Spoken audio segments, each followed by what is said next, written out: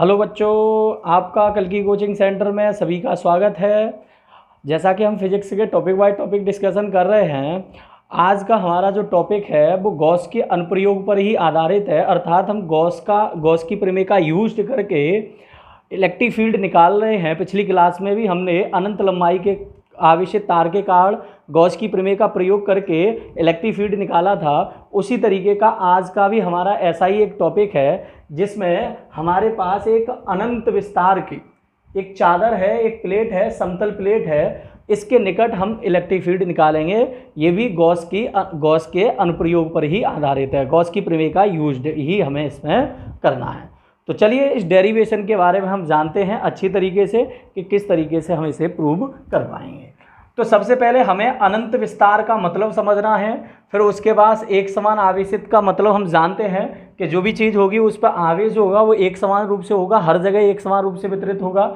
और समतल चादर का मतलब भी समझना है। और वैद्युत क्षेत्र जो इलेक्ट्रिक फील्ड जनरेट होगा, चूँकि इस पर आवेश है तो इलेक्ट्रिक फील्ड तो 100% होगा। तो मेरे पास एक प्लेट है, मैं यहाँ पर लेके चलता हूँ। अच्छे से समझना है हमें बहुत ही बढ़िया तरीके से। ये हमारे पास एक प्लेट है।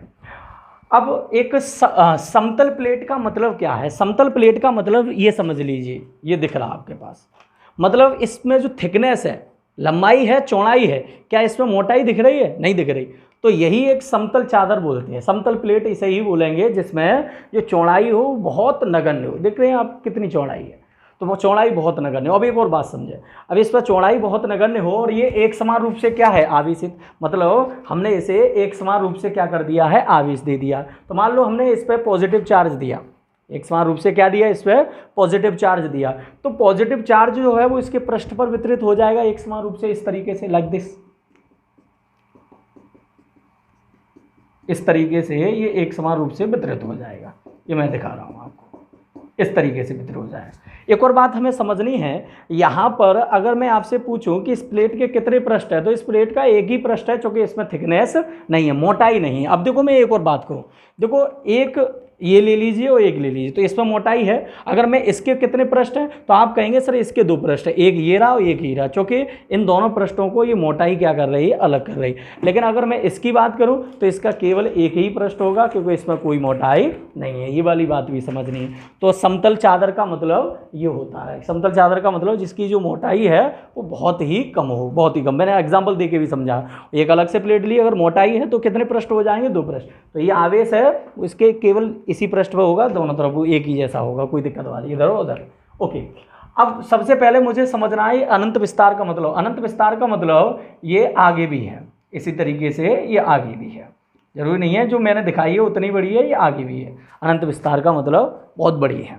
ओके, लेकिन आगे भी इसका मैं मतलब समझाऊंगा कि इसका और अधिक। अभी इतना समझ गए अनंत विस्तार का मतलब जो और भी बड़ी हो सकती है। मैंने केवल इतना पार्ट लिया।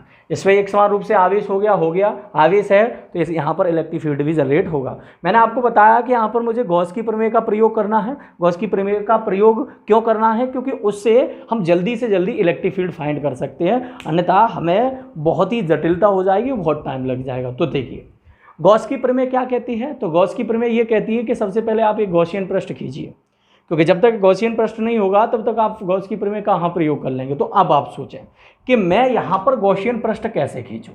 गॉसियन पृष्ठ सबसे बड़ा क्वेश्चन होता है, और यहाँ बच्चे कन्फ्यूजन भी होते हैं कि पिछले डेरिवेशन में तो आपने बेलन बना दिया था, यहाँ गोला बना दिया, यहाँ ये कर दिया, वहाँ ये कर दिया।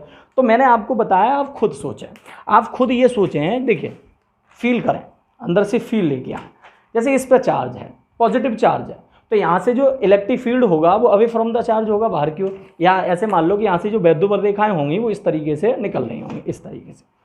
तो आप इस तरीके का एक गॉसियन पृष्ठ लो जो इस चार्ज के सममित हो, दोनों तरफ चार्ज के दोनों तरफ सममित हो, ठीक है, और इनके सभी इलेक्ट्रिक फील्ड को या जो इलेक्ट्रिक फोर्स लाइन है उन्हें कवर्ड अप कर पाए। तो मैं ऐसा ले सकता हूँ।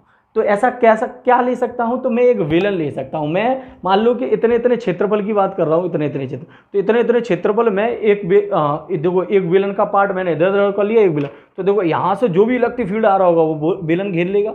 मैंने इतना ही बड़ा इधर ले लिया, तो देखो फिर आप देख सकते हैं कि जो गॉसियन पृष्ठ जो इतना बड़ा होगा वो यहाँ से भी उतनी दूरी पर, यहाँ से भी। अब एक थोड़ा सा फिगर में जान लें, ये मैंने अगर समझा चुका हूँ।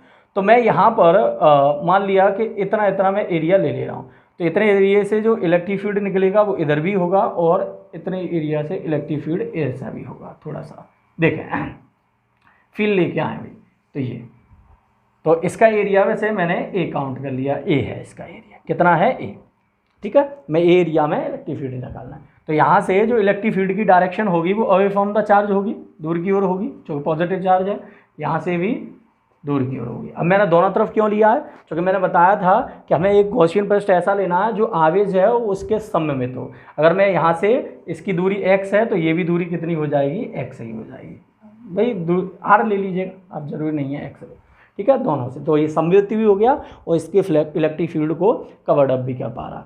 तो मैं यहाँ पर एक कैसा गॉसियन पृष्ठ लूँगा, तो आंसर होगा वेलन, ठीक है। क्या लेना है ये भी मैंने समझा दी कि क्यों लिया मैंने ये वेलन, ठीक है, ओके। अब हम यहाँ समझते हैं कि यहाँ पर सूक्ष्म क्षेत्रफल मान लो डी है, तो उसकी भी डायरेक्शन पृष्ठ के अविलंबित बाहर की ओर होती है। चलिए ठीक है, यहाँ पर भी मैं सूक्ष्म क्षेत्रफल ले लूँ, डी है, तो उसकी भी डायरेक्शन क्या होगी, अविलंबित बाहर की ओर होती है। तो यहाँ पर थीटा का एंगल कितना, 0, चूँकि दोनों समांतर है, यहाँ भी थीटा कितना, 0। अब देखो मैंने बताया था बेलन के एक पृष्ठ नहीं होता, बेलन के दो पृष्ठ नहीं होते, 3 होते हैं, क्योंकि एक ये रहा, एक ये रहा और एक ये रहा, इस तरीके की बेलन रखा, तो एक पृष्ठ ये भी है। तो यहाँ पर ले लेना है सूक्ष्म क्षेत्रफल उसका, ये इतना सा, तो ये डी है, तो उसकी डायरेक्शन क्या होगी, अविलंबवत पृष्ठ के बाहर की ओर होती है, तो अविलंबित बाहर की ओर। और आपको पता है कि वैद्युत क्षेत्र की डायरेक्शन तो प्लस क्यू आवेश से दूर की ओर है ही, तो यहाँ देखेंगे तो कितना डिग्री का कोण है, 90 डिग्री का।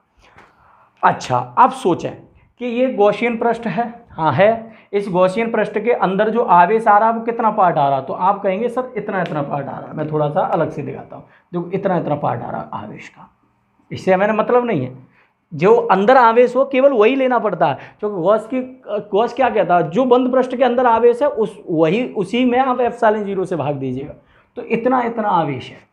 अच्छा, इतना आवेश आप पता कर सकते हैं, नहीं पता कर सकते, तो मैंने आपको बताया था यदि आवेश जो है वो क्षेत्रफल में एक समान रूप से वितरित हो, तो उसके पर मीटर स्क्वायर क्षेत्रफल में जो आवेश होगा उसे हम कहते हैं पृष्ठीय आवेश घनत्व।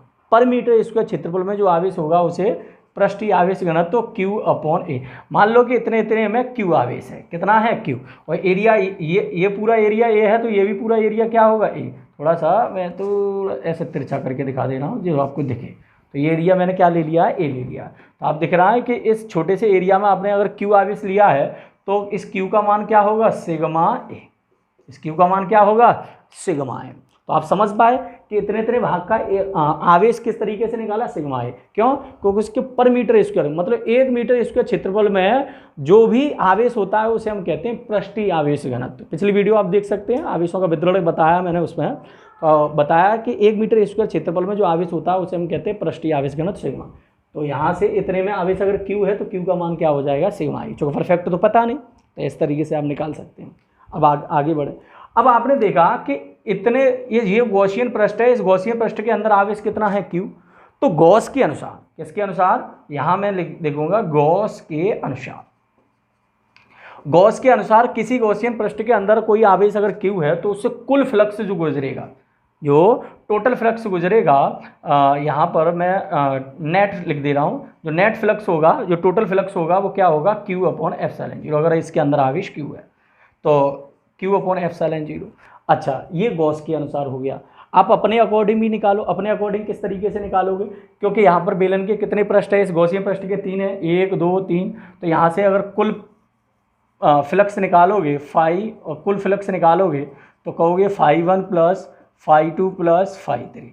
अब देखिए φ1, तो φ1 की हम बात करें तो क्या फॉर्मूला होता है, इंटीग्रेशन EdA cos थीटा, ठीक है। तो इंटीग्रेशन EdA cos थीटा की वैल्यू कितनी है, 0। इंटीग्रेशन EdA और cos थीटा, तो यहाँ भी थीटा की वैल्यू कितनी है, 0। अच्छा, φ3 ये वाले पृष्ठ की बात कर रहे हैं, ये इस तरीके का पृष्ठ है, तो इंटीग्रेशन EdA, यहाँ cos थीटा की वैल्यू 0 नहीं है, बल्कि कितना डिग्री है, 90। मतलब इस वाले पृष्ठ से कोई फ्लक्स नहीं गुजरेगा, चूँकि फोर्स लाइन इस तरीके से, तो इसके तो समांतर ही होंगे पृष्ठ के।